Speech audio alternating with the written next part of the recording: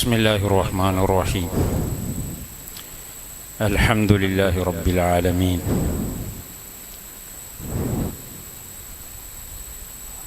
والعاقبة للمتقين ولا عدوان إلا على الظالمين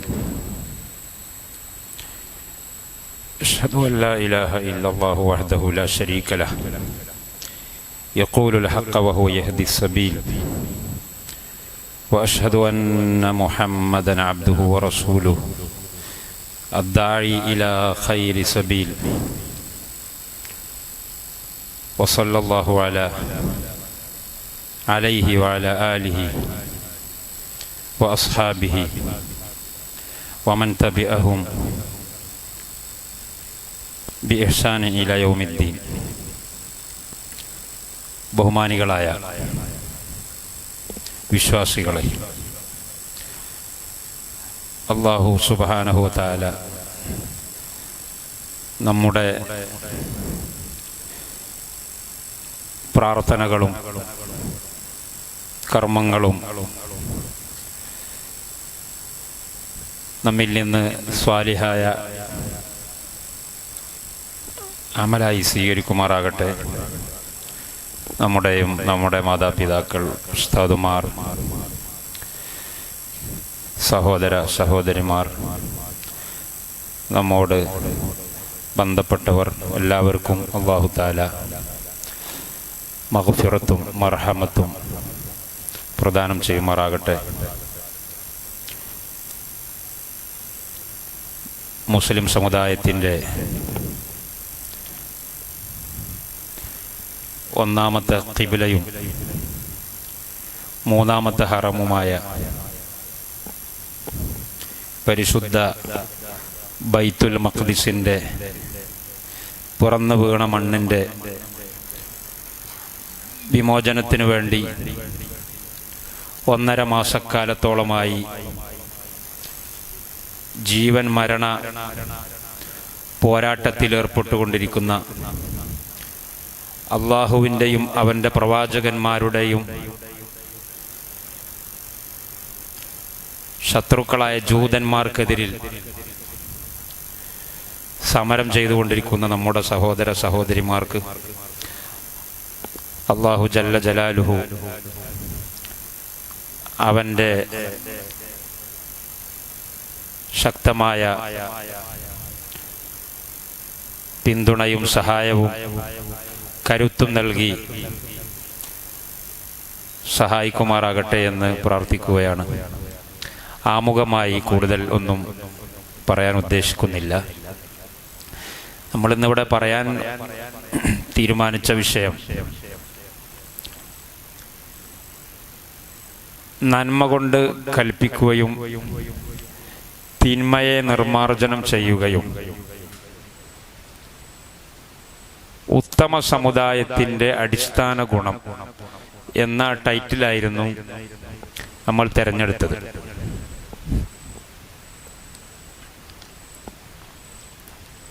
അല്ലാഹു സുബ്ഹാനഹു വ തആല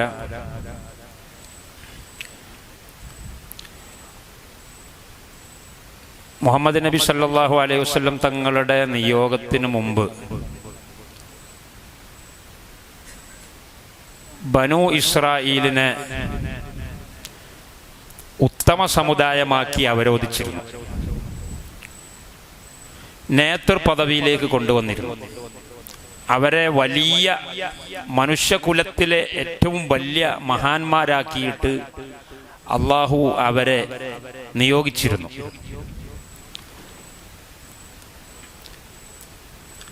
അവരുടെയും പിതാവ് അഥവാ നമ്മുടെയും പിതാവ്, അവരുടെയും പിതാവ് അഥവാ അറബികൾ മുഹമ്മദ് നബി സല്ലല്ലാഹു അലൈഹി വസല്ലമയുടെ അനുയായികളുടെ പിതാവായ ജൂതനസ്രാനികളുടെയും പിതാവായ ഇബ്രാഹിമുൽ ഖലീൽ അലൈഹിസ്സലാം, 2 വിഭാഗത്തിൻ്റെയും പിതൃസ്ഥാനത്തുള്ള ആളാണ് മഹാനായ ഇബ്രാഹിം നബി അലൈഹിസ്സലാം. ഇബ്രാഹിം നബി അലൈഹിസ്സലാം അള്ളാഹുവിൻ്റെ കഠിനമായ പരീക്ഷണങ്ങൾക്ക് വിധേയനായ, അഗ്നി പരീക്ഷണങ്ങളെ വിജയകരമായി തരണം ചെയ്ത അമ്പിയാക്കന്മാരുടെ കൂട്ടത്തിലെ രണ്ടാമത്തെ വിശിഷ്ട വ്യക്തിയാണ്. മുഹമ്മദ് നബി സല്ലല്ലാഹു അലൈഹി വസല്ലം തങ്ങൾ കഴിഞ്ഞാൽ പിന്നെ രണ്ടാമത്തെ ഗ്രേഡിലുള്ള ആളാണ് ഇബ്രാഹിമുൽ ഖലീൽ, ഖലീലുല്ലാഹി ഇബ്രാഹിം. വളരെ കഠോരമായ പരീക്ഷണങ്ങൾ, ആ പരീക്ഷണങ്ങളെ തരണം ചെയ്തപ്പോൾ അല്ലാഹു സുബ്ഹാനഹു വ തആല സൂറത്തു അൽ ബഖറയുടെ 123-ാമത്തെ സൂക്തത്തിൽ പറയുന്നതായിട്ട് കാണാം. വഇദ് ഇബ്തലാ ഇബ്രാഹീമ റബ്ബുഹു ബികലിമാത്തിൻ ഫഅതമ്മഹുൻ ഖാല ഇന്നി ജാഇലുക ലിന്നാസി ഇമാമാ. ഇബ്രാഹീമിന്റെ രക്ഷിതാവ് അങ്ങനെ പറഞ്ഞത്. വഇദ് ഇബ്തലൈനാ, ഞാൻ പരീക്ഷിച്ചു എന്നല്ല പറഞ്ഞത്. ഇബ്രാഹീമിന്റെ പടച്ചവൻ പരീക്ഷിച്ചു. രണ്ടും ഒന്ന് തന്നെ, പക്ഷെ പറയുന്ന ശൈലിയിലൊക്കെ വ്യത്യാസം ഉണ്ടാവും.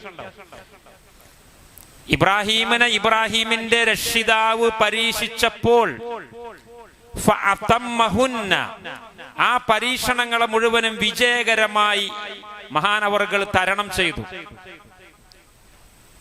ചെയ്തു എന്ന് പറഞ്ഞ ഉടനെ അള്ളാഹു പറയാണ് ഫഅതമ്മഹുന്ന ഖാല ഇന്നി ജാഇലുക ലിന്നാസി ഇമാമാ. ഓ ഇബ്രാഹിം, നിങ്ങളെ ഞാൻ ജനങ്ങൾക്ക് മുഴുവനും നേതാവാക്കിയിട്ടുണ്ട്. നിങ്ങൾ ഈ പരീക്ഷണങ്ങളെ തരണം ചെയ്തപ്പോൾ അതിന്റെ കാരണമായിട്ട് നേതാവാക്കി എന്ന് അല്ലാഹു പറഞ്ഞിട്ടില്ല. അതൊക്കെ പരിശുദ്ധ ഖുർആനിന്റെയും അറബി ഭാഷയുടെയും ഒക്കെ രഹസ്യങ്ങളിലേക്ക് ഇറങ്ങിച്ചെന്ന് പറയുമ്പോൾ പറയേണ്ട ചില വിഷയങ്ങളായതുകൊണ്ട് ഞാൻ കൂടുതൽ അങ്ങോട്ട് ഇറങ്ങിച്ചെല്ലുന്നില്ല. ഫഅതമ്മഹുന്ന ഫഖാല ഇന്നി ജാഇലുക ലിന്നാസി ഇമാമ എന്ന് പറഞ്ഞിട്ടില്ല.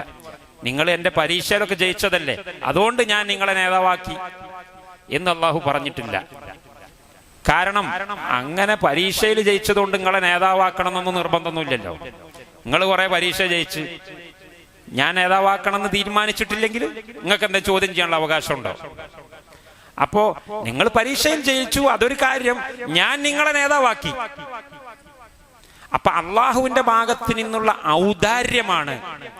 നമ്മളിങ്ങനെ കുറെ ചെയ്തപ്പോ അള്ളാഹു തആല നൽകിയ പ്രതിഫലമാണ് എന്ന നിലക്കല്ല അള്ളാഹു സംസാരിക്കുന്നത്. നിങ്ങൾ എന്റെ പരീക്ഷണങ്ങളെ തരണം ചെയ്തു, ഞാൻ നിങ്ങളെ നേതാവാക്കി. ഖാല ഇന്നി ജാഇലുക ലിന്നാസി ഇമാമാ, നിങ്ങളെ ജനങ്ങൾക്ക് മുഴുവനും നേതൃപദവിയിലേക്ക് നിങ്ങളെ ഞാൻ കൊണ്ടുവന്നു. അപ്പോ ഇബ്രാഹിം നബി അലൈഹി സ്വലാം അൽഹംദുലില്ലാ, വളരെ നല്ല കാര്യം, ഞാൻ ഇപ്പൊ നേതാവായല്ലോ, ലക്കി അടിച്ചു, ഇനി ഞാൻ പോയിക്കോട്ടെ എന്ന് പറയുകയല്ല ചെയ്തത്. മറിച്ച് ഉടനടി ഇബ്രാഹിം നബി അലൈഹിസ്സലാമിന്റെ ബുദ്ധിയിൽ, ഓർമ്മയിൽ ഉദിക്കുന്ന കാര്യം ഖാല വമിൻ ദുർരിയതി, പടച്ചോനെ എന്നെ നേതാവാക്കി, പക്ഷെ എന്നെ മാത്രം നേതാവാക്കിയ പോരാ, എന്റെ മക്കളിൽ നിന്നും നീ നേതാക്കന്മാരെ ഉണ്ടാക്കണം. ഖാല വമിൻ ദുർരിയതി. അവിടെയൊക്കെ അറബി ഭാഷയിലൊക്കെ പറയുമ്പോൾ ഒരുപാട് പറയാനുണ്ട്. ഞാൻ അങ്ങനെ കൂടുതൽ ആഴത്തിലേക്ക് ഇറങ്ങാത്തതുകൊണ്ട് പെട്ടെന്ന് ഓടിച്ചു പോവാണ്. എന്റെ മക്കളിൽ നിന്നും. ഇബ്രാഹിം അലൈഹിസ്സലാം വലിയ സന്താന വാത്സല്യമുള്ള ആളായിരുന്നു. ഇബ്രാഹിം എന്ന വാക്കിന്റെ തന്നെ അർത്ഥം അബുൻ റഹീം. സുറിയാനി ഭാഷയിൽ ഇബ്രാഹിം എന്ന് പറഞ്ഞാൽ കരുണയുള്ള പിതാവ് എന്നാണ്. അബുൻ റഹീം അങ്ങനെ പറഞ്ഞാൽ ഇബ്രാഹിം അറബിയിൽ കരുണയുള്ള വാത്സല്യമുള്ള പിതാവ്. എല്ലാരോടും വാത്സല്യമുള്ള ആളാണ്. പരിശുദ്ധ ഖുർആനിലൊക്കെ ഇബ്രാഹിം നബി അലൈഹിസ്സലാമിന്റെ വാത്സല്യത്തെ കുറിച്ച് ചില സ്ഥലങ്ങളിൽ പറയുന്നുണ്ട്. ഞാൻ അതിലേക്കൊന്നും ഇപ്പൊ വരുന്നില്ല. അപ്പൊ അതുകൊണ്ട് എന്റെ മക്കളും നേതൃസ്ഥാനത്തേക്ക് വരണം. ഖാല വമിൻ ദുർരിയതി. അപ്പൊ അല്ലാഹു തആലക്ക് അറിയാമല്ലോ, ഇബ്രാഹിം നബി അലൈഹിസ്സലാമിന്റെ മക്കളെ കൂട്ടത്തിൽ പല ജാതി മക്കളുണ്ടാവും. എല്ലാ മക്കൾക്കും ഒന്നും ഇത് കൊടുക്കാൻ പറ്റൂല. അപ്പൊ അതുകൊണ്ട് അല്ലാഹു പറഞ്ഞു ഖാല ലാ യനാലു അഹദിൽ ളാലിമീൻ. എന്റെ ഈ പാരിതോഷികം, എന്റെ ഈ ബഹുമതി അക്രമികൾക്ക് ലഭിക്കുന്നതല്ല. നിങ്ങളെ മക്കളെ കൂട്ടത്തിൽ സദ്വൃത്തരായ മക്കളുണ്ടാകും. അവരിൽ നിന്ന് ചില ആളുകൾക്ക് നേതൃപദവി ഞാൻ കൊടുക്കും. എന്നാൽ നിങ്ങളെ മക്കളെ കൂട്ടത്തിൽ തന്നെ അക്രമികളുണ്ടാകും, നന്ദികേട് കാണിക്കുന്നവരുണ്ടാകും, ദുർനടപ്പുകാരുണ്ടാകും. അവർക്ക് വേണ്ടി നേതൃപദവി നിങ്ങൾ ചോദിച്ചത് കൊണ്ട് എനിക്കത് തരാൻ പറ്റൂല. ഖാല ലാ യനാലു അഹ്ദിൽ ളാലിമീൻ. അപ്പൊ ഇബ്രാഹിം നബി അലൈഹിസ്സലാം അവിടുത്തെ സന്താനങ്ങൾക്ക് വേണ്ടി നേതൃപദവി ചോദിച്ചു വാങ്ങിയിട്ടുണ്ട്. അത് നിങ്ങളുടെ മക്കളെ കൂട്ടത്തിൽപ്പെട്ട നല്ലവരിൽ ചില ആളുകൾക്ക് ഞാൻ കൊടുക്കാമെന്ന് അള്ളാഹു പറയുകയും ചെയ്തിട്ടുണ്ട്. അങ്ങനെയാണ് ഇബ്രാഹിം നബി അലൈഹിസ്സലാമിന്റെ രണ്ടാമത്തെ മകൻ ഇസ്ഹാഖ് അലൈഹിസ്സലാം. ഒന്നാമത്തെ മകന്റെ പേര് ഇസ്മായിൽ, രണ്ടാമത്തെ മകനാണ് ഇസ്ഹാഖ്. ഇസ്ഹാഖ് നബി അലൈഹിസ്സലാം വബശർനാഹു ബിഗുലാമിൻ അലീം. അലീം എന്ന് പറഞ്ഞത് വളരെ പാണ്ഡിത്യമുള്ള, ദിഷണാശാലിയായ, അറിവാളിയായ ഒരു മകനെ നിങ്ങൾക്ക് ഞാൻ നൽകുമെന്ന് ഇബ്രാഹിം നബിക്ക് അള്ളാഹു സന്തോഷ വാർത്ത അറിയിച്ചു. ഇസ്ഹാഖിനെ കുറിച്ച് പറഞ്ഞപ്പം പണ്ഡിതനായ മകൻ, അറിവുള്ള മകൻ എന്ന് പറഞ്ഞത്. എന്നാൽ ഇസ്മായിൽ നബി അലൈഹി സ്വലാമിനെ കുറിച്ച് പറഞ്ഞപ്പോ ഹലീം. ഹലീം എന്ന് പറഞ്ഞാൽ ക്ഷമാശീലനായ, സഹനമുള്ളവനായ, പെട്ടെന്ന് ദേഷ്യപ്പെടാത്ത ഒരു മകനെ ഞാൻ ഇസ്മായിലിനെ ഇബ്രാഹിമിന് കൊടുക്കും. ഞാൻ പറഞ്ഞ കൂട്ടത്തിൽ പറയുന്നു എന്ന് മാത്രമേ ഉള്ളൂ. ഇസ്ഹാഖ് നബി അലൈഹിസ്സലാമിന്റെ പരമ്പരയിൽ വരുന്നവരാണ് ജൂതന്മാരും നസ്രാനികളും. ലോകത്ത് എവിടെ പൊട്ടിത്തെറിയുണ്ടോ അത് അവരുടെ തലയിൽ കെട്ടിവെക്കേണ്ടതാണ്. ലോകത്ത് എവിടെ കുഴപ്പങ്ങളുണ്ടോ അതിന്റെ പിന്നിൽ ഇവരുണ്ടാകും. എന്നാൽ അറബികൾ, മുസ്ലിമീങ്ങൾ അവർ കലാപത്തിന് പോകുന്നവരല്ല, അവർ അടിപിടി ഉണ്ടാക്കാൻ പോകുന്നവരല്ല. അവർ നീതി നിഷേധിക്കപ്പെടുന്ന ഒരു സമുദായത്തിന് നീതി വാങ്ങിക്കൊടുക്കും. അവിടെ അവർ ആലംഭാവം കാണിക്കുകയില്ല. പക്ഷെ അവർ കുഴപ്പക്കാരല്ല. അവർ പരമാവധി ക്ഷമിക്കും, പരമാവധി സഹനശക്തിയോടുകൂടി നിൽക്കും. ഇസ്മായിൽ നബി അലൈഹി സ്വലാമിന്റെ ഗുണമാണ് വബശർനാഹു ബിഗുലാമിൻ ഹലീം. സഹനശക്തിയുള്ള, ക്ഷമാശീലനായ ഒരു കുട്ടിയെ, ആ ക്ഷമയുടെ മൂർധന്യമായിരുന്നു ഇബ്രാഹിം നബി അലൈഹിസ്സലാം സ്വന്തം മകനെ ബലിയർക്കാൻ വേണ്ടി കൊണ്ടുപോകുമ്പോ യാ അബത്തി ഫഅൽ മാ തുഅ്മർ, എന്റെ പിതാവേ, അള്ളാഹു നിങ്ങളോട് എന്താണോ കൽപ്പിച്ചത് അത് ചെയ്തുകൊള്ളൂ. അറക്കാൻ വേണ്ടിയാണ് കൽപ്പിച്ചതെങ്കിൽ നിങ്ങൾ അറുത്തുകൊള്ളൂ, എനിക്ക് യാതൊരു മനപ്രയാസവും ഇല്ല എന്ന് പറഞ്ഞ സഹനശക്തിയുടെ മൂർധന്യമായിരുന്നു ഇസ്മായിൽ നബി അലൈഹിസ്സലാം. അപ്പോ രണ്ട് വിഭാഗങ്ങൾക്കും നേതൃപദവി വേണം. ഇബ്രാഹിം നബി അലൈഹിസ്സലാം മക്കൾക്ക് വേണ്ടി മക്കളുടെ കൂട്ടത്തിൽ നല്ലവരായ ആളുകൾക്ക് നേതൃപദവി കൊടുക്കാൻ അള്ളാഹു പറഞ്ഞല്ലേ. അപ്പൊ നല്ലവരാരാണ്? ഇസ്ഹാഖ് നബി നല്ലയാളാണ്, ഇസ്മായിൽ നബിയും നല്ലയാളാണ്. അവർക്ക് നേതൃപദവി കിട്ടണം. അവരുടെ പരമ്പരയിലൂടെ വരുന്ന നല്ല ആളുകൾക്കൊക്കെ കിട്ടണം. അങ്ങനെ ഇസ്ഹാഖ് നബിയുടെ പരമ്പരയിലൂടെ വരുന്ന ആളുകളാണ് യാക്കൂബ് അലൈഹിസ്സലാം, അദ്ദേഹത്തിന്റെ മകനായ യൂസുഫ് അലൈഹിസ്സലാം, യൂസുഫ് നബിയുടെ പരമ്പരയിൽ വരുന്ന മൂസ അലൈഹിസ്സലാം, അതേ പരമ്പരയിലൂടെ വരുന്ന ഈസ അലൈഹിസ്സലാം.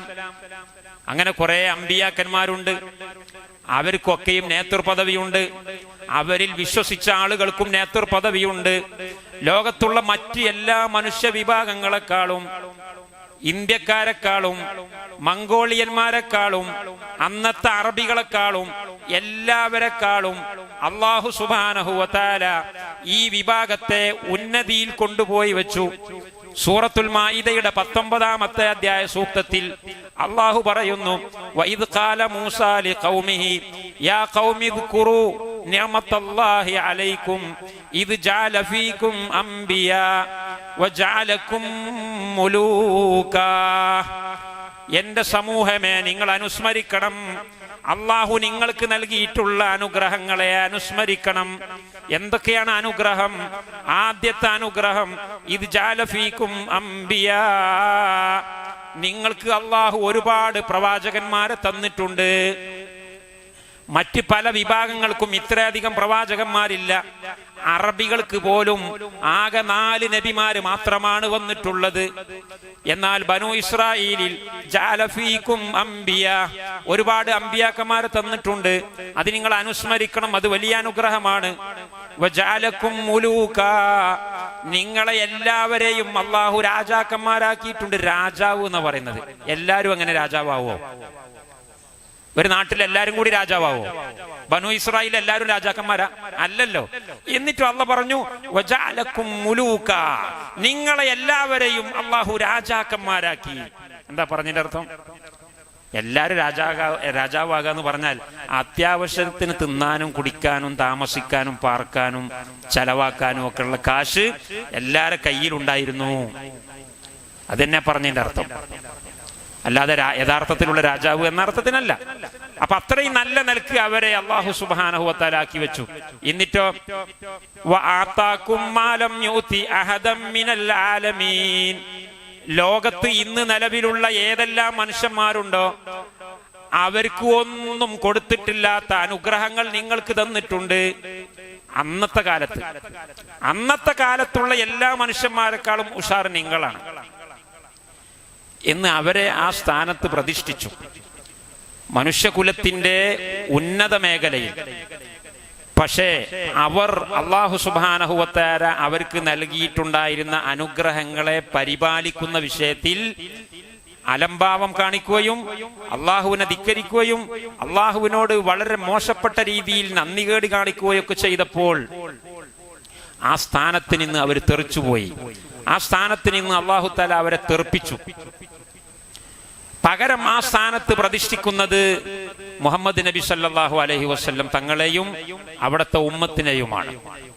സൂറത്തുൽ ബഖറയിൽ 143-ാമത്തെ സൂക്തത്തിൽ അല്ലാഹു പറയുന്നു വകദാലിക ജഅൽനാകും ഉമ്മത്തൻ വസതൻ ലിതകൂനു ശുഹദാഅ അലന്നാസ് വയകൂന റസൂലു അലൈക്കും ഷഹീദാ,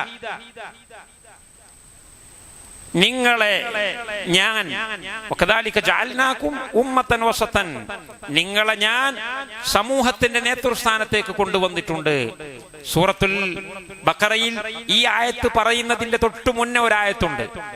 ആ ആയത്തിൽ അല്ലാഹു തആല പറയുന്നത് സയഖൂലു സുഫഹാഉ മിനൻ നാസി മാ വല്ലാഹും അൻ ഖിബ്ലതിഹിമുല്ലതി കാനൂ അലൈഹാ, വിവരമില്ലാത്ത ജനങ്ങൾ ചോദിക്കും, വിവരമില്ലാത്ത ആളുകൾ പറയും മാ വല്ലാഹും അൻ ഖിബ്ലതിഹിമുല്ലതി കാനൂ അലൈഹാ, നേരത്തെ അവർ തിരിഞ്ഞു നിന്ന് നിസ്കരിച്ചിരുന്ന ഒരു ഖിബ്ലയുണ്ട്, ബൈത്തുൽ മഖ്ദിസ്. നബി സല്ലല്ലാഹു അലൈഹി വസല്ലം തങ്ങൾ മക്കയിൽ വെച്ചുകൊണ്ടും മദീനയിൽ ചെന്നതിന്റെ ശേഷം 16 മാസക്കാലവും തിരിഞ്ഞു നിന്ന് നിസ്കരിച്ച കേന്ദ്രമാണ് ബൈത്തുൽ മഖ്ദിസ്. ഇന്ന് ബൈത്തുൽ മഖ്ദിസിന്റെ മോചനത്തിന് വേണ്ടിയാണ് നമ്മുടെ സഹോദരന്മാര് അവിടെ ജിഹാദ് നടത്തിക്കൊണ്ടിരിക്കുന്നത്. അള്ളാഹു അവർക്ക് പരിപൂർണ വിജയം നൽകട്ടെ, അവരുടെ ശത്രുക്കളെ പരാജയപ്പെടുത്തട്ടെ. ഈ കേന്ദ്രത്തിലേക്ക് മുസ്ലിം ഉമ്മത്ത് നബി സല്ലല്ലാഹു അലൈഹി വസല്ലം തങ്ങളും സഹാബത്തും കുറെ കാലം തിരിഞ്ഞു നിന്ന് നിസ്കരിച്ചിട്ടുണ്ടായിരുന്നു. അങ്ങനെയാണ് പെട്ടെന്ന് നബി സല്ലല്ലാഹു അലൈഹി വസല്ലം തങ്ങളോട് മക്കയിലേക്ക് തിരിഞ്ഞു നിസ്കരിക്കാൻ വേണ്ടി കൽപ്പന വരുന്നത്. അപ്പൊ എന്താണ് ഇതിന്റെ ഗുട്ടൻസ് എന്ന് പിടികിട്ടാത്ത കുറെ ആൾക്കാരുണ്ടായിരുന്നു. നിസ്കരിച്ചുകൊണ്ടിരിക്കുമ്പോഴാണ് ഖിബല മാറുന്നത്. മസ്ജിദുൽ ഖിബലത്തൈൻ മദീനയിൽ കാണാം. ഒരു നിസ്കാരം നടന്നുകൊണ്ടിരിക്കുമ്പോഴാണ് ഖിബല മാറുന്നത്. അപ്പോ 2ാമത്തെ റക്അത്ത് കഴിഞ്ഞ് 3ാമത്തെ റക്അത്തിൽ അവര് നേരെ റിവേഴ്സിലേക്ക് തിരിഞ്ഞു.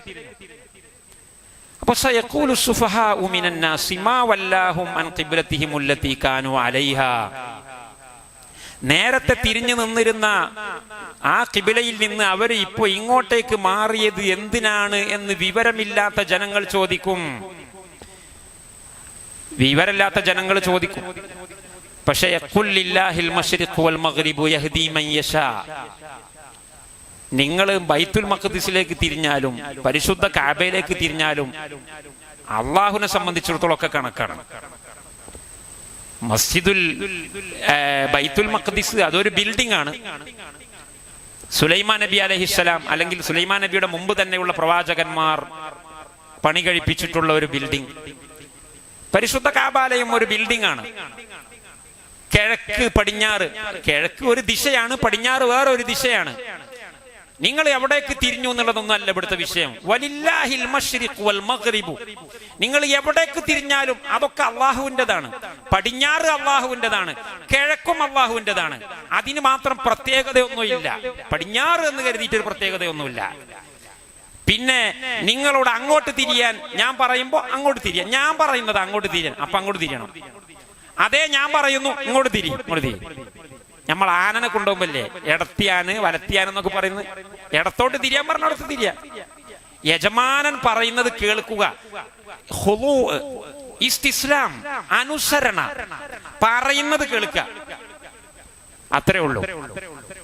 ഞാൻ ഉടയവനാണ്, ഞാൻ സൃഷ്ടാവാണ്, ഞാൻ പരിപാലകനാണ്, ഞാൻ നിയന്ത്രിക്കുന്നവനാണ്, നിങ്ങൾ എൻ്റെ അടിമകളാണ്.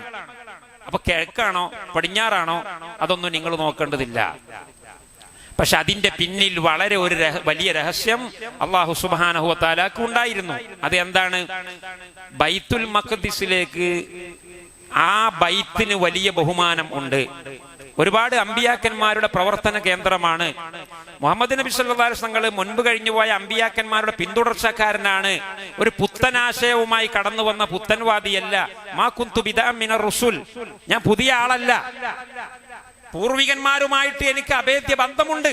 അവരുടെ കേന്ദ്രത്തിലേക്ക് എനിക്ക് തിരിയണം എന്ന് അറിയിക്കാൻ വേണ്ടിയിട്ട്, ആ ബന്ധം ഓർമ്മിപ്പിക്കാൻ വേണ്ടിയാണ് ആദ്യം അങ്ങോട്ട് തിരിയാൻ വേണ്ടി പറഞ്ഞിരുന്നത്. പിന്നീട് ആ കേന്ദ്രത്തിന്റെ ആദ്യത്തെ അവകാശികളായ ജൂതന്മാരും നസ്രാനികളും നിങ്ങളോട് മമതയിൽ പെരുമാറുകയും അവരുടെ കേന്ദ്രത്തിലേക്ക് നിങ്ങൾ തിരിയുമ്പോൾ നിങ്ങളോട് അവർക്ക് ഒരു അലിവ് ഉണ്ടാകും, ഒരു മമതയുണ്ടാകും. നിങ്ങളുടെ ആശയത്തിലേക്ക് അവർ കടന്നു വരാൻ അതൊരു കാരണമാകും. അങ്ങനെയാണല്ലോ നമ്മളെ കേന്ദ്രത്തിലേക്ക് തന്നെയാണ് മുഹമ്മദ് നബിയും തിരിയുന്നത് എന്ന് തോന്നുമ്പോൾ അവർക്ക് ഒരു സഹതാപം, ഒരു സിമ്പതി ഉണ്ടാകും. കുറെ ആളുകൾ ഇസ്ലാമിലേക്ക് വരാനുള്ള ഒരു വാതിൽ അള്ളാഹു തുറന്നു കൊടുക്കുകയാണ്. പക്ഷെ എന്നിട്ട് പോലും അവരത് ഉൾക്കൊണ്ടില്ല. മുഹമ്മദ് നബി ഇപ്പൊ ബൈത്തുൽ മഖ്ദിസിലേക്ക് തിരിഞ്ഞുകൊണ്ടൊന്നും ഇപ്പൊ നമ്മൾ മൂപ്പരോട് പ്രത്യേകം അനുകമ്പയൊന്നും കാണിക്കേണ്ടതില്ല.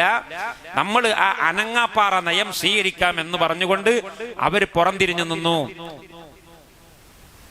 അങ്ങനെ അല്ലാഹു സുബ്ഹാനഹു വ തആല അവരെ നേതൃപദവിയിൽ നിന്ന് പിടിച്ചു പുറത്തേക്കിടുകയും ആ പദവിയിൽ നബി സല്ലല്ലാഹു അലൈഹി വസല്ലം തങ്ങൾ അവരോധിക്കുകയും ചെയ്യുന്നതിന്റെ ഭാഗമാണ് ബൈത്തുൽ മഖ്ദിസിൽ നിന്ന് മുഖം തിരിച്ചുകൊണ്ട് പരിശുദ്ധ മക്കയിലേക്ക് നിങ്ങൾ തിരിയൂ.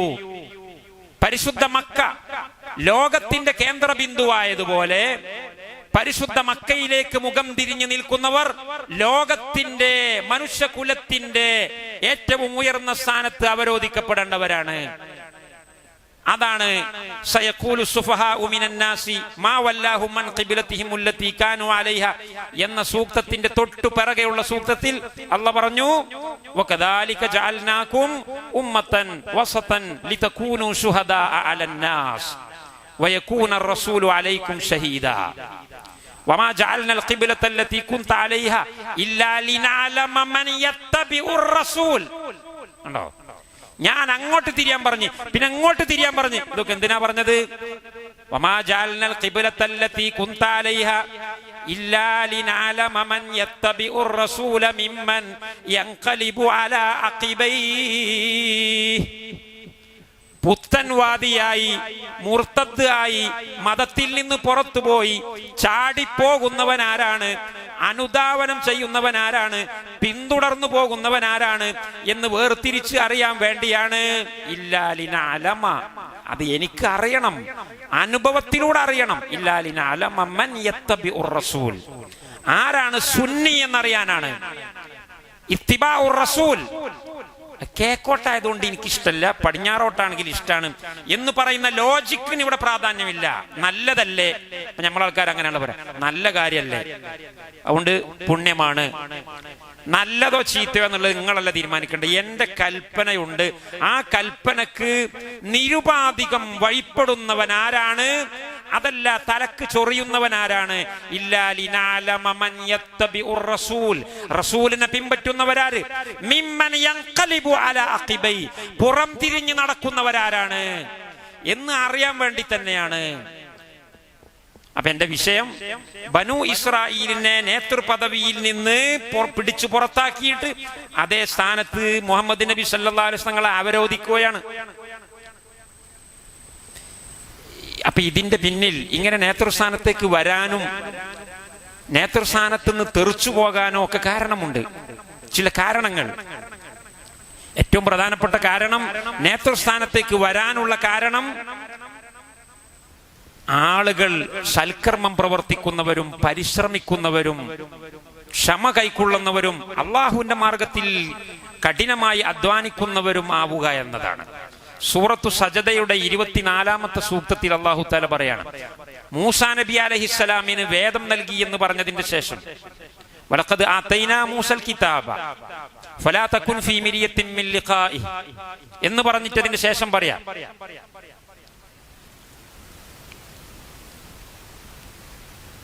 വജഅൽനാ മിൻഹും അഇമ്മതൻ യഹ്ദൂന ബിഅംരിനാ ലമ്മാ സബറു. മൂസാ നബിക്ക് നമ്മൾ വേദം കൊടുത്തു എന്ന് പറഞ്ഞില്ലേ, ആ മൂസാ നബിയുടെ അനുയായികളായ ആളുകൾ എല്ലാവരും നല്ലവരല്ല, എല്ലാവരും ഉന്നതന്മാരല്ല, അവരെ കൂട്ടത്തിൽ ഉന്നത പദവിയിലുള്ള ആളുകൾ കുറച്ച് ഉണ്ട്. വജഅൽനാ മിൻഹും, അവരിൽ നിന്ന് കുറച്ച് ആളുകളെ ഞാനാക്കി, എന്താക്കി? അഇമ്മതൻ, നേതൃപദവിയിലാക്കി. മൂസാ നബിയുടെ അനുയായികളിൽ കുറച്ച് ആളുകളെ ഞാൻ നേതൃപദവിയിലാക്കി, ഉന്നത പദവിയിലേക്ക് കയറ്റിവെച്ചു. വജഅൽനാ മിൻഹും അഇമ്മതൻ യഹ്ദൂന ബിഅംരിനാ, ഞാൻ കൽപ്പിച്ചതുപോലെ അവർ പ്രവർത്തിക്കും, ഞാൻ പറയാത്തത് അവർ പ്രവർത്തിക്കില്ല. യഹ്ദൂന ബിഅംരിനാ, സുന്നി എന്ന് പറഞ്ഞാതാ, അല്ലാഹ് പറഞ്ഞത് ചെയ്യാ. മുഹമ്മദ് നബി സല്ലല്ലാഹു അലൈഹി വസല്ലം പറഞ്ഞത് ചെയ്യാ, പറയാത്തത് ചെയ്യരുത്. അല്ല, മുഹമ്മദ് നബി പറഞ്ഞോളണം ഇപ്പൊ നിർബന്ധമുണ്ടോ? നല്ല കാര്യമായ പോരെ? അല്ല. യഹ്ദൂന ബിഅംരിനാ, വേറൊരു ഹദീസിൽ കാണാം, വയഫഅലൂന മാ ലാ യുഅ്മറൂൻ, കൽപ്പിക്കപ്പെടാത്തത് പ്രവർത്തിക്കുന്നവർ. പുത്തൻവാദികളെ കുറിച്ച് പറഞ്ഞു നബി സല്ലല്ലാഹു അലൈഹി വസല്ലം, വയഫഅലൂന മാ ലാ യുഅ്മറൂൻ, കൽപ്പിക്കപ്പെടാത്തത് പ്രവർത്തിക്കരുത്. റബീഉൽ അവ്വൽ 12-ന് നബിദിനാഘോഷം നടത്തണമെന്ന് അല്ലാഹ് കൽപ്പിച്ചിട്ടില്ല, എങ്കിൽ നിങ്ങളത് പ്രവർത്തിക്കരുത്. മുഹമ്മദ് നബി പഠിപ്പിച്ചിട്ടില്ല, എങ്കിൽ നിങ്ങളത് പ്രവർത്തിക്കരുത്. റജബ് 27 നോമ്പെടുക്കാൻ അല്ലാഹ് പഠിപ്പിച്ചിട്ടില്ല, എങ്കിൽ നിങ്ങളത് ചെയ്യരുത്. മുഹമ്മദ് റസൂലുള്ളാഹ് പഠിപ്പിച്ചിട്ടില്ല, എങ്കിൽ നിങ്ങളത് ചെയ്യരുത്. അങ്ങനെ ചെയ്താൽ നിങ്ങൾ അധപ്പതിക്കും, നിങ്ങൾക്ക് നേതൃപദവി നഷ്ടപ്പെടും. കാരണം നേതൃപദവി കിട്ടാനുള്ള കാരണങ്ങൾ, ഏറ്റവും പ്രധാനപ്പെട്ട കാരണം ഇത്തിബാഉർ റസൂൽ, പ്രവാചകനെ പിന്തുടരണം, അള്ളാഹു പറഞ്ഞത് മാത്രം പ്രവർത്തിക്കണം. യഹ്ദൂന ബിഅംരിനാ, രണ്ടാമത്തെ ക്വാളിറ്റി എന്താണ്? ലമ്മാ സബറു, അള്ളാഹു പറഞ്ഞതനുസരിച്ചു കൊണ്ട് തന്നെ പ്രവർത്തിക്കുമ്പോൾ പ്രയാസം ഉണ്ടാവും. ആളുകൾ കളിയാക്കും, ഓന് ഖുറാനിലുള്ള മാത്രമേ എടുക്കുള്ളൂ, ഖുറാനോ ഹദീസും എന്നാ പറയാ, അതിന്റെ അപ്പുറം ഒന്നും ഓൻ എടുക്കൂല. ഉസ്താദ് പറഞ്ഞത് വേണ്ട, ഓന്റെ വാപ്പ പറഞ്ഞു കൊടുത്തത് ഓന് വേണ്ട, അള്ള പറഞ്ഞത് മാത്രമേ എടുക്കുള്ളൂ. ഖുറാനും സുന്നത്തും മുറുക്കി പിടിക്കണം എന്നവൻ പറയുന്നത്. ഓൻ എവിടെ നിന്ന് വന്നതാണ്? അപ്പൊ കഴിഞ്ഞു പോയ ആൾക്കാർക്കൊന്നും തിരിയൂല്ലേ? ആളുകൾ ചോദിക്കും, പരിഹസിക്കും. അപ്പോൾ ഇട്ട് എറിഞ്ഞ് ഒഴിവാക്കി പോകാൻ പാടില്ല. ലമ്മാ സബറു വജഅൽനാ മിൻഹും അഇമ്മതൻ യഹ്ദൂന ബിഅംരിനാ ലമ്മാ സബറു വകാനൂ ബിആയാതിനാ യൂഖിനൂൻ. അതും വേണം, നല്ല ഉറപ്പ്. ഇതിപ്പോ എവിടെങ്കിലും എത്തുമോ? ഇതിപ്പോ വണ്ടി എവിടെ എത്തി? ചില ആൾക്കാരുണ്ട് അങ്ങനെ പരീക്ഷണാർത്ഥം. കുറെ ആൾക്കാർ ഇങ്ങനെ നോക്കിക്കും, കൂടണ്ടേ? കുറെ ആൾക്കാരൊക്കെ കൂടുന്നുണ്ടെങ്കിൽ നമുക്ക് കൂടി വെക്കാം. ഇപ്പൊ രണ്ടാൾക്കാരല്ലേ ഉള്ളൂ. രണ്ടാളുണ്ടാകുമ്പോ ഓല കൂടെ ബാക്കിൽ മറ്റോലൊക്കെ പരിഹസിക്കൂലേ? അവർക്കും നേതൃപദവിയില്ല. സുബ്ഹാനല്ലാഹ്. ലാ യസ്തവി മൻ അൻഫഖ മിൻ ഖബ്ലിൽ ഫത്ഹി,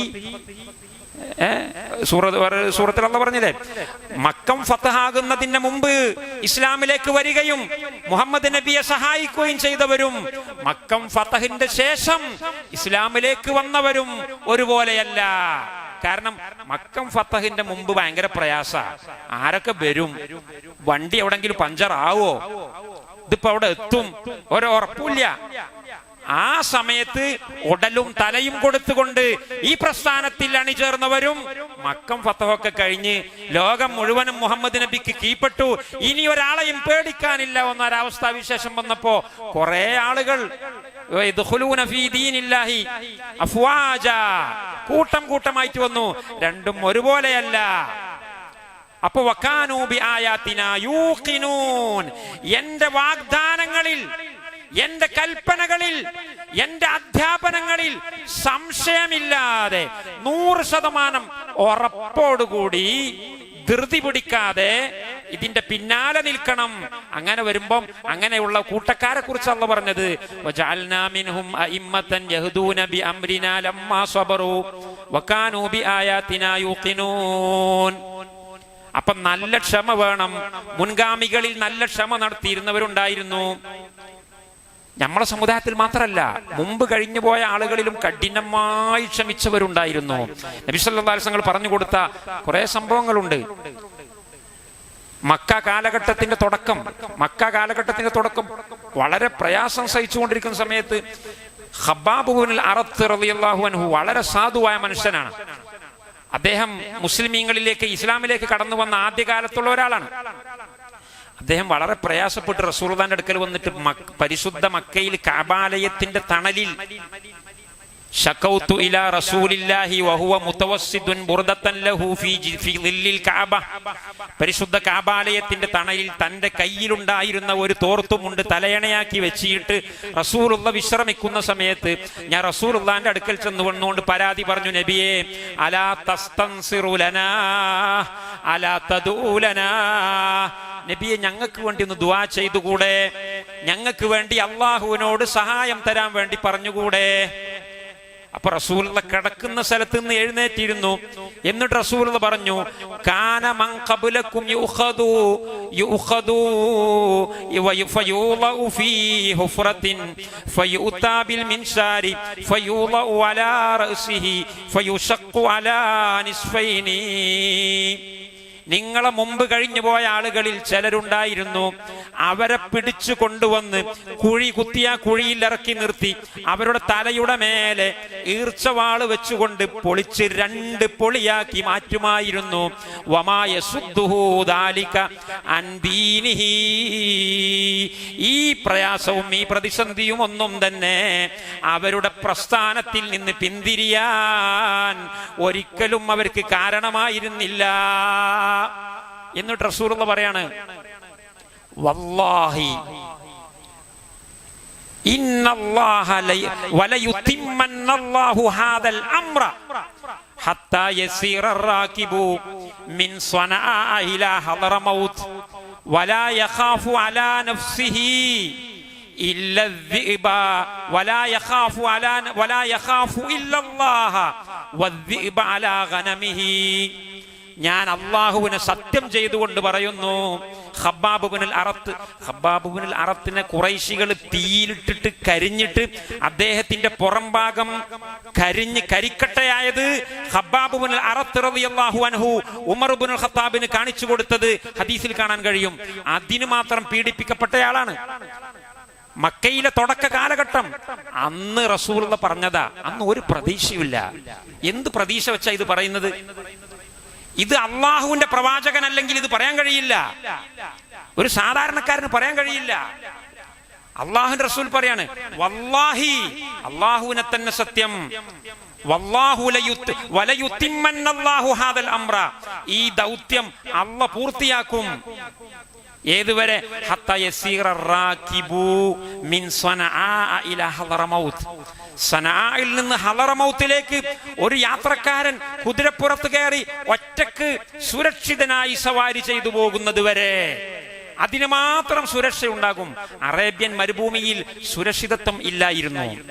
ആരും ആരെയും എപ്പോഴും തട്ടിയെടുക്കാം, ആരും ആരെയും എപ്പോഴും ആക്രമിക്കാവുന്ന ഒരു പരിസ്ഥിതിയായിരുന്നു അറേബ്യ മുഴുവനും. അവിടെ വെച്ചുകൊണ്ട പ്രവാചകൻ പറയുന്നത്, ഹത്താ യസീറ الراكبു മിൻ സ്വനആ ഇലാ ഹളറമൗത്ത്, സ്വനആയിൽ നിന്ന് ഹളറമൗത്തിലേക്ക് ഒരാൾ കുതിരപ്പുറത്ത് കയറി തനിച്ച് യാത്ര ചെയ്യും. വലാ യഖാഫു ഇല്ലല്ലാഹ്, അവന് അല്ലാഹുവിനെ അല്ലാതെ ഒന്നിനെയും പേടിക്കേണ്ടി വരില്ല. വദ്ദിഅബ അലാ ഗനമിഹി, അവന്റെ കൂടെയുള്ള ആട്ടിൻ പറ്റങ്ങളെ ചെന്നായ പിടിക്കുമോ എന്ന പേടിയും ഉണ്ടാകും. അല്ലാത്ത ഒരാളെയും പേടിക്കേണ്ട അവസ്ഥ വരില്ല. മനുഷ്യന്മാര് എല്ലാവരും അത്രത്തോളം ശുദ്ധന്മാരായ നല്ലവരായ മുസ്ലിമീങ്ങളായ സുന്നികളായ ആളുകളായിട്ട് മാറും. ഇതെനിക്ക് ഉറപ്പുണ്ട്. പക്ഷേ വലാകിന്നകും തസ്താജിലൂൻ, നിങ്ങൾ ധൃതി പിടിക്കുന്നു. നിങ്ങൾക്ക് ധൃതിയാണ്. നിങ്ങൾ ആലോചിച്ച് നോക്കൂ, എത്ര പ്രതിസന്ധിയിലാണ് പ്രവാചകൻ ഇത് പറയുന്നത്. ഹൃദയത്തിന്റെ അടിയുറപ്പ്, അള്ളാഹുവിന്റെ ഭാഗത്ത് നിന്നിട്ട് കിട്ടിയിട്ടുള്ള അടിയുറപ്പില്ലെങ്കിൽ ഒരു മനുഷ്യന് ഇത് പറയാൻ കഴിയുമോ? നിങ്ങൾക്കറിയില്ലേ, ഹിജ്റ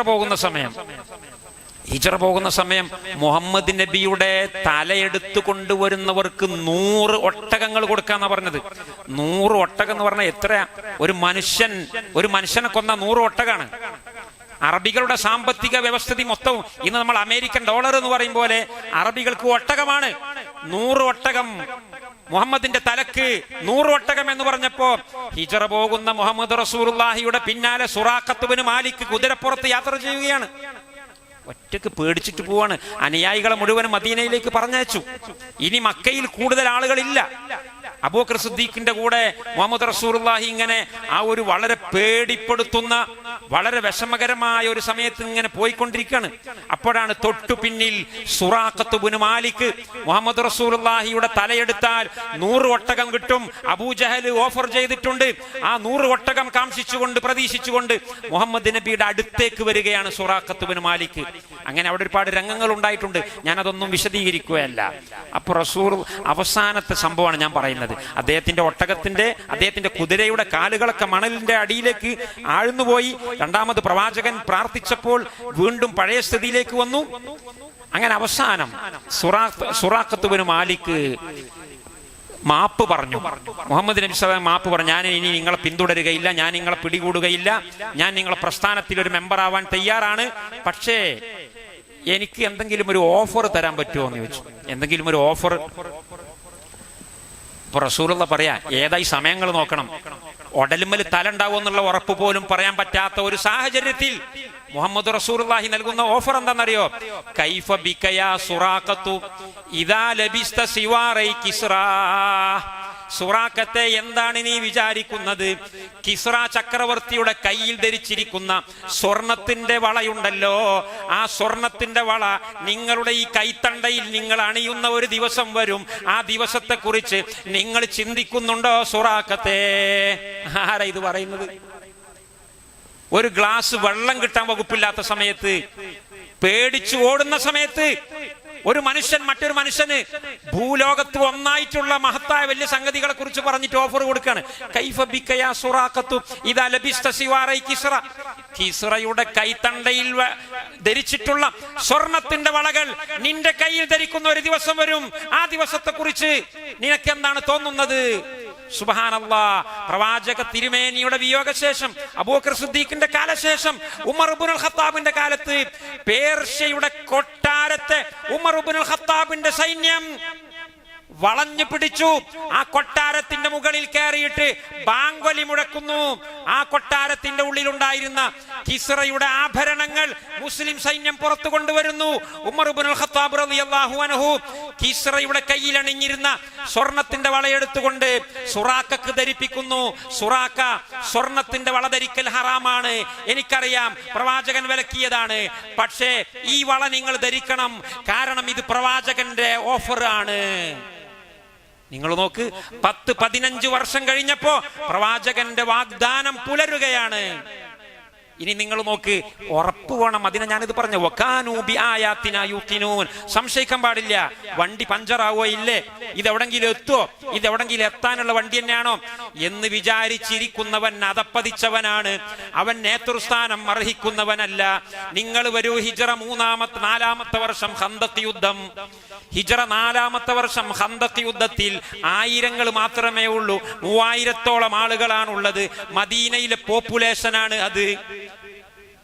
ഹിജ്റ 4-ാം വർഷം എന്ന് പറഞ്ഞ മുഹമ്മദ് റസൂലുള്ള ദഅവത്ത് നടത്തിയിട്ട് 17-ാമത്തെ വർഷം. കാരണം 13 കഴിഞ്ഞപ്പോഴാണ് ഹിജ്റ പോയത്. പിന്നെ 4, 13 4 17 വർഷം. മുഹമ്മദ് നബി സല്ലല്ലാഹു അലൈഹി വസല്ലം 17 വർഷം മക്കയിലും മദീനയിലും ദഅവത്ത് നടത്തിയിട്ട് ഖന്തഖ് യുദ്ധത്തിൽ കൂടെ നിന്ന സൈന്യങ്ങളുടെ എണ്ണം അറിയുമോ? 3000 ചില്ലറയാണ്. 17 വർഷം പണിയെടുത്തിട്ട് 3000 ആളെ ഉള്ളൂ. അവരെ ഭാര്യമാരെയും കുട്ടികളെയും കൂടി കൂട്ടിക്കോളി, 6000 കൂട്ടിക്കോളൂ. ആകെ പോപ്പുലേഷൻ 6000 ഉള്ളൂ. അറേബ്യൻ മരുഭൂമിയിൽ എത്ര ലക്ഷം ജനങ്ങളുണ്ട്? അപ്പൊ വളരെ പതുക്കെയാണ് ഇസ്ലാമിലേക്ക് വരുന്നത് ആളുകൾ. പ്രവാചക തിരുമേനിയുടെ അവസാന കാലത്താണ്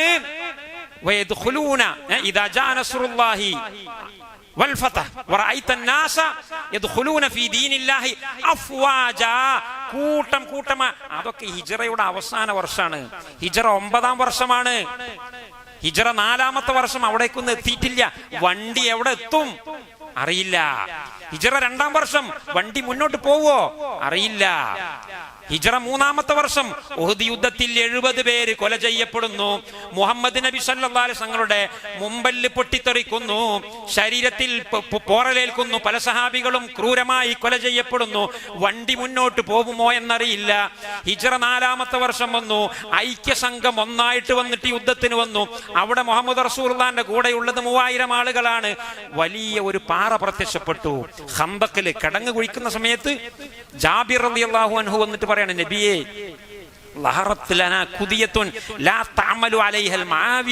ഇമാം ബുഖാരി ഉദ്ധരിക്കുന്ന ഹദീസിൽ കാണാം, നബിയെ വലിയൊരു പാറക്കല്ല് പ്രത്യക്ഷപ്പെട്ടിട്ടുണ്ട്, ഞങ്ങൾക്കാർക്കും മേടിയിട്ട് പൊട്ടിക്കാൻ കഴിയുന്നില്ല നബിയെ. അപ്പൊ റസൂലുള്ളാഹി പറഞ്ഞു, അന നാസിൽ, ഞാൻ വരാ. 3-4 ദിവസമായിട്ട് തീറ്റയില്ല കുടിയില്ല ഒന്നുമില്ല, ഞാൻ വരാമെന്ന് പറഞ്ഞു. അങ്ങനെ വലിയ പാറ പ്രത്യക്ഷപ്പെട്ടപ്പോ നബി സല്ലല്ലാഹു അലൈഹി വസല്ലം സ്വന്തമായിട്ട് ആ പാറയുടെ അടുക്കൽ വന്നുകൊണ്ട് വലിയ ഒരു ആയുധം എടുത്തുകൊണ്ട് ബിസ്മില്ലാ എന്ന് പറഞ്ഞ ആ പാറയിൽ പ്രയോഗിച്ചപ്പോ ആ പാറയുടെ 1/3 പൊട്ടി. ആ പാറയുടെ 1/3 പൊട്ടിയപ്പോ റസൂലുള്ളാഹി ഒറ്റ പ്രഖ്യാപനാണ്, അല്ലാഹു അക്ബർ, ഉതീതു മഫാത്തിഹ ശാം. അല്ലാഹുവാണ് വലിയവൻ, എനിക്ക് ഷാമിന്റെ താക്കോൽ കൂട്ടങ്ങൾ നൽകപ്പെട്ടിട്ടുണ്ട്.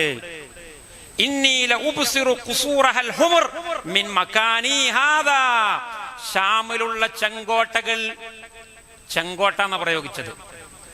സുബ്ഹാനല്ലാഹ്, എന്തിനാണ് അങ്ങനെ പ്രയോഗിച്ചതെന്ന് എനിക്കറിയില്ല.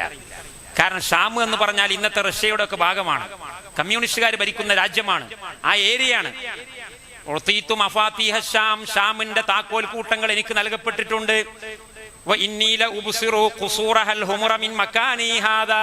അവിടെയുള്ള ചെങ്കോട്ടകൾ ഞാൻ എന്റെ ഈ നിൽക്കുന്ന നിൽപ്പിൽ നിന്ന് കണ്ടുകൊണ്ടിരിക്കുന്നുണ്ട്. രണ്ടാമത് ബിസ്മില്ലാ എന്ന് പറഞ്ഞു വീണ്ടും ആ പാറയിൽ ഒന്നുകൂടി അടിക്കുന്നു. ആ പാറയുടെ 1/3 വീണ്ടും പൊളിയുന്നു. അപ്പൊ റസൂലുള്ളാഹി പറയുന്നു, അല്ലാഹു അക്ബർ, ഇന്നി ലഉതീതു മഫാത്തിഹ ഫാരിസ്. പേർഷ്യയുടെ താക്കോൽ കൂട്ടം എനിക്ക് നൽകപ്പെട്ടിട്ടുണ്ട്. പേർഷ്യ എന്ന് പറഞ്ഞാൽ നമ്മൾ റഷ്യയും അമേരിക്കയും എന്ന് പറയും പോലെ ഷാമും ഫാരിസും, പേർഷ്യയുടെ താക്കോൽ കൂട്ടങ്ങൾ എനിക്ക് നൽകപ്പെട്ടിട്ടുണ്ട്.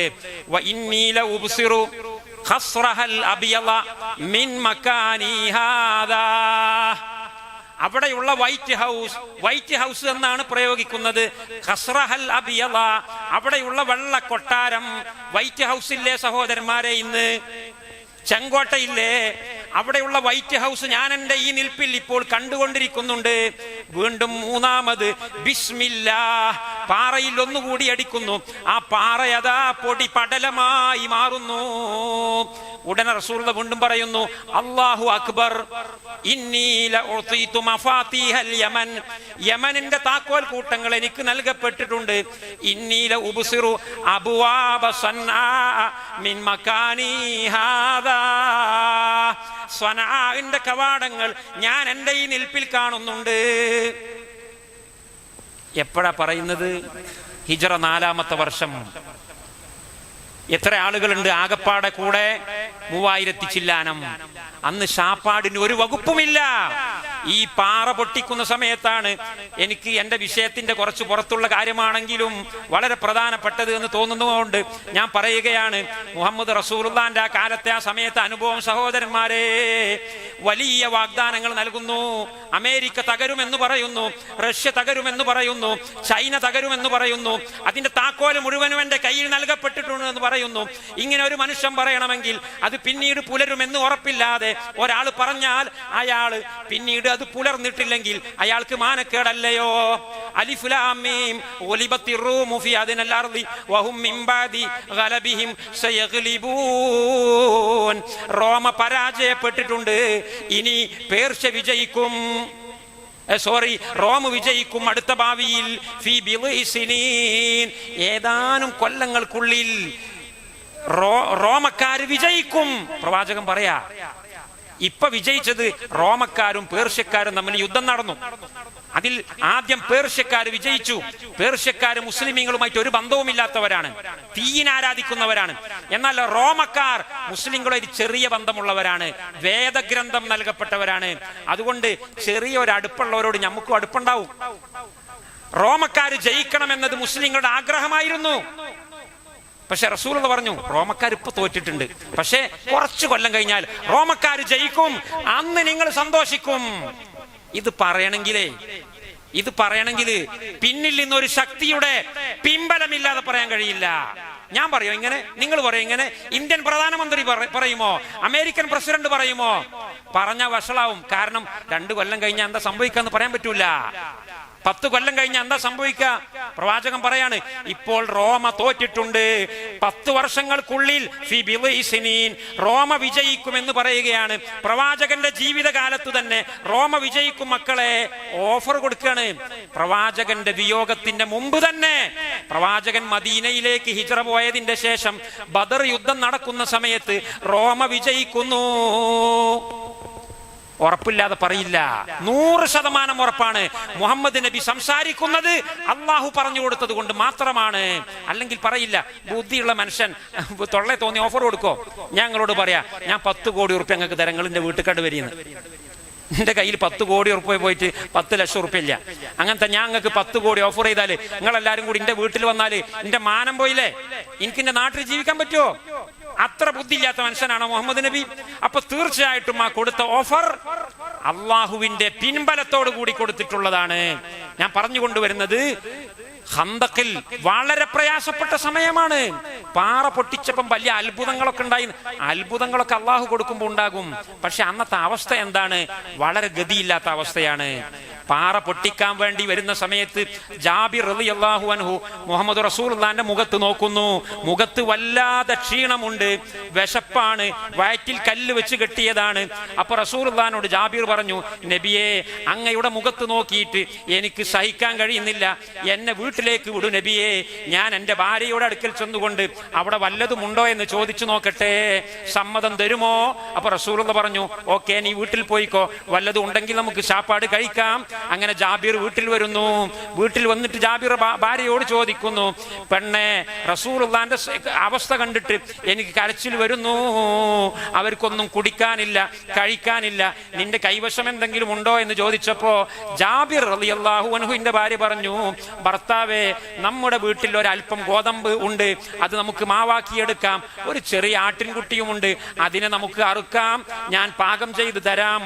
പക്ഷെ നിങ്ങൾ അവിടെ പോയിട്ട് എല്ലാവരെയും കുട്ടി അറിയിക്കാൻ പാടില്ല, എന്നെ വഷളാക്കാൻ പാടില്ല. അങ്ങനെ അവിടെ മദീനത്ത് വന്നു. ഖന്തക്കിന്റെ അടുക്കൽ വന്നിട്ട് റസൂലുള്ളാഹിനോട് വിവരം പറഞ്ഞു, നബിയെ, എൻ്റെ വീട്ടിൽ ചെറിയ 2-3 ആൾക്കാർക്കുള്ള ഒരു ചായ സൽക്കാരത്തിനുള്ള വകുപ്പുണ്ട്, നിങ്ങൾ വന്നോളൂ നബിയെ എന്ന് പറഞ്ഞു. അപ്പൊ റസൂലുള്ളാഹി ഉടനെ അനൗൺസ്മെന്റ് ആണ്, സൈനിക തലവനല്ലേ, കൂടെ പണിയെടുക്കുന്ന 3000-ഓളം വരുന്ന, 1000 ഇല്ല, 1000 എണ്ണത്തിൽ ഒന്നും കൂടെ കുറവാണ്, കൃത്യമായിട്ട് എന്റെ ഓർമ്മയിൽ വരുന്നില്ല, 3000-ൽ താഴെ വരുന്ന സൈന്യത്തിന്റെ മുമ്പിൽ പ്രവാചകൻ വിളംബരം ചെയ്യാണ്, വെരി വെരി വെരി, ജാബിറിന്റെ വീട്ടിൽ വലിയ സൽക്കാരുണ്ട്. ഇത് കേട്ടപ്പോ ജാബിർ റളിയല്ലാഹു അൻഹു വയറ്റിൽ കാളി, പടച്ചോൻ, എൻ്റെ വീട്ടിൽ ആകെ മൂലകുടി പറ്റാത്ത ഒരു ചെറിയ ആട്ടിൻകുട്ടിയാണ് ഉണ്ടായിരുന്നത്, എൻ്റെ ഭാര്യ വഷളാകുമില്ലേ എന്ന് ചോദിച്ചുകൊണ്ട് ജാബിർ റളിയല്ലാഹു അൻഹു വളരെ വിഷമത്തിൽ വീട്ടിലേക്ക് മടങ്ങുകയാണ്. വീട്ടിലേക്ക് മടങ്ങി ചെല്ലുമ്പോൾ നബിയും സഹാബത്തും സൈന്യങ്ങൾ ചവിട്ടടി വെച്ചുകൊണ്ട് വരുന്നുണ്ട്. വീട്ടിൽ നിന്ന് ഭാര്യ ഇത് കാണുകയാണ്. ഭാര്യ ജാബിറിനോട് പറഞ്ഞു, ഭർത്താവെ, നിങ്ങൾ എന്നെ വഷളാക്കിയില്ലേ, ഇക്കണ്ട മനുഷ്യന്മാർക്ക് മുഴുവനും തിന്നാൻ കൊടുക്കാൻ നമ്മളെ കയ്യിൽ എന്തെങ്കിലും ഉണ്ടോ? അങ്ങനെ അവിടെ അത്ഭുതങ്ങൾ സംഭവിക്കുകയാണ്. ആ ഭക്ഷണം നബി സല്ലല്ലാഹു അലൈഹി വസല്ലം തങ്ങളുടെ മുഅ്ജിസത്ത് കാരണമായിട്ട് വർദ്ധിക്കുകയും എല്ലാവരും ആ ഭക്ഷണം കഴിക്കുകയും ചെയ്തു. ഞാൻ എന്തിനാ ഇത് പറഞ്ഞതെന്ന് ചോദിച്ചാൽ, അത്രയും വലിയ ത്യാഗമുള്ള, പ്രയാസമുള്ള ഒരു സമയത്താണ് പ്രവാചകന്റെ യഖീൻ. പേർഷ്യ കീഴടങ്ങും, റോമ കീഴടങ്ങും, എല്ലാം കീഴടങ്ങുമെന്ന് പറയുന്നത്. അപ്പൊ യഖീനും സ്വബ്റുമുള്ള ഒരു വിഭാഗത്തിനാണ് അല്ലാഹു സുബ്ഹാനഹു വ തആല നേതൃപദവി നൽകുക. ഈ ശരിയായ സന്ദേശം അടുത്ത തലമുറകളിലേക്ക് കൈമാറാനുള്ള മനക്കരുത്തും ധൈര്യവും കാണിക്കുന്നവർക്കാണ് അല്ലാഹു സുബ്ഹാനഹു വ തആല നേതൃപദവി നൽകുക. ബനു ഇസ്രായേലിൽപ്പെട്ട ആളുകളിൽ ഇങ്ങനെ ഈ ആദർശവും ഈ സന്ദേശവും കൈമാറുന്നവരുണ്ടായിരുന്നു. അവരെ അള്ളാഹു പ്രശംസിക്കുകയും ചെയ്തിട്ടുണ്ട്. ലൈസു സവാഅൻ മിൻഹുമുൽ മുഅ്മിനൂൻ മിൻ അഹ്ലിൽ കിതാബി ഉമ്മത്തുൻ ഖായിമത്തുൻ യത്ലൂന ആയാത്തില്ലാഹി ആനാഅൽ ലൈലി വഹും യസ്ജുദൂൻ. വേദഗ്രന്ഥം നൽകപ്പെട്ടവർ എല്ലാവരും ഒരുപോലെയല്ല, എല്ലാവരും മോശക്കാരല്ല. അവരിൽ ഒരു വിഭാഗം ആളുകളുണ്ട്, അവർ വിശ്വാസികളാകുന്നു, അവർ മുഅ്മിനീങ്ങളാകുന്നു, അവർ സുന്നികളാകുന്നു. എന്നിട്ട് പറയാണ് യുഅ്മിനൂന ബില്ലാഹി വൽ യൗമിൽ ആഖിരി, അവർ വിശ്വാസികളാണ്.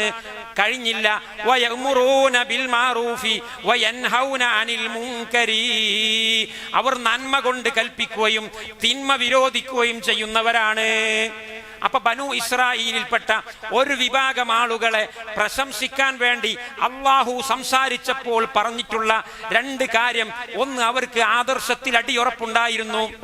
രണ്ടാമത്തത്, അവരുടെ ആദർശം അവർ മറ്റുള്ളവരോട് പറഞ്ഞു കൊടുക്കാറുണ്ടായിരുന്നു, ധാർമ്മിക ഉപദേശം നടത്താറുണ്ടായിരുന്നു. അത് ബനു ഇസ്രായേലിനെ പ്രശംസിക്കുന്ന സമയത്ത് അള്ളാഹ് പറഞ്ഞതാ. എന്നാൽ ബനു ഇസ്രായേലിൽപ്പെട്ട വേറൊരു വിഭാഗത്തെ അള്ളാഹു അതികഠിനമായി ആക്ഷേപിക്കുന്നു. സൂറത്തുൽ മാഇദയിൽ ഒരു സ്ഥലത്ത് പറഞ്ഞതായി കാണാം: ലൂയിനല്ലദീന കഫറു മിൻ ബനി ഇസ്രായീല അലാ ലിസാനി ദാവൂദ വ ഈസ ബിനി മറിയമ. ഈസാ നബിയുടെയും ദാവൂദ് നബി അലൈഹിസ്സലാമിന്റെയും നാവിലൂടെ ഈ ക്രിസ്ത്യാനികളിലും ജൂതന്മാരിലും പെട്ട അവിശ്വാസികളായ ആളുകൾ അള്ളാഹു അവർക്ക് ശാപം നൽകിയിട്ടുണ്ട്. അതിന്റെ കാരണം എന്താ പറഞ്ഞത്? കാനൂ ലാ യതനാഹൗന അൻ മുൻകരിൻ ഫഅലൂഹു.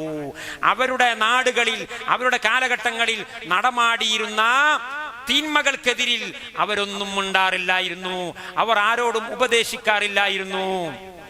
അപ്പൊ തിന്മകൾ കാണുമ്പോ നിസ്സംഗത പാലിക്കുന്നവരെ കുറിച്ച് ബനു ഇസ്രായേലിൽപ്പെട്ടവരെ അള്ളാഹു ആക്ഷേപിക്കുന്നു.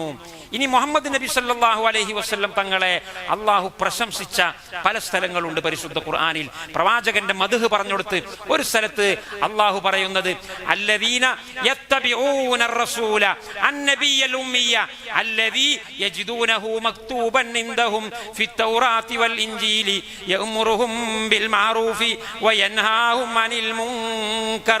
മുഹമ്മദ് നബിയുടെ വിശേഷണം ജൂതന്മാർക്കും നസ്രാനികൾക്കും അവരുടെ വേദഗ്രന്ഥങ്ങളിൽ കാണാൻ കഴിയും.